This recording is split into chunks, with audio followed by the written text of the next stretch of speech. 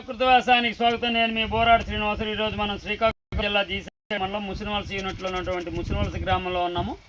టొంపల చంద్రయ్య గారు తన తాలూకా సుమారు 2 ఎకరాల మినుము వేశారు. అది గ్రోతింగ్ అంటే పెరుగుదల చాలా తక్కువగా ఉంది. దానికి గాను మనము నత్రజనికి సంబంధించి అందించడానికి సునాయాసంగా అందించేటటువంటిది తక్కువ 1 కేజీతోనే సుమారు 5 ఎకరాల పైచిలుక ఇచ్చేయడానికి గాను సోయాబీన్ విత్తనాలతో ఇప్పుడు మనము నత్రజనికి అంటే యూరియాకు ప్రత్యామ్నాయంగా తయారు చేస్తున్నాము.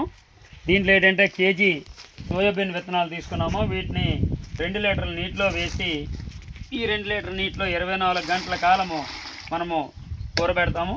ఈ ఊరబెట్టిన తర్వాత వీటిని మళ్ళీ పేస్ట్ చేస్తాం. పేస్ట్ చేసిన తర్వాత దాన్ని 5 లీటర్ల నీటిలో వేసి కనీసం 5 రోజులు ఉంచుతాము. అప్పుడు దాన్ని 1/2 లీటర్ని 100 లీటర్ల నీటిలో ఈ సోయాబీన్ విత్తనాలతో తయారైనటువంటి నత్రజని ప్రత్యామ్నాయమైనటువంటి సోయాబీన్ విత్తనాల ద్రావణాన్ని మనము 1/2 లీటర్ను 100 లీటర్లు వేసి పిచికారీ చేసుకున్నట్లయితే సరిపోతుంది. కాబట్టి వారికి మరియు మా తాలూకా ఏటీఎం కమ్ ఎగ్రేడ్లో కూడా వినియోగించడానికి గాను ఈరోజు తయారు చేసాము. చాలా సులువైంది. ఉదాహరణకి హై కాస్ట్లో మనం లెక్క వేసుకున్న 100 రూపాయలు 1 కేజీ అయితే మనకు 5 ఎకరాలకు అది అందినట్లయితే 1 ఎకరానికి 20 రూపాయలతో నత్రజని అందించవచ్చు.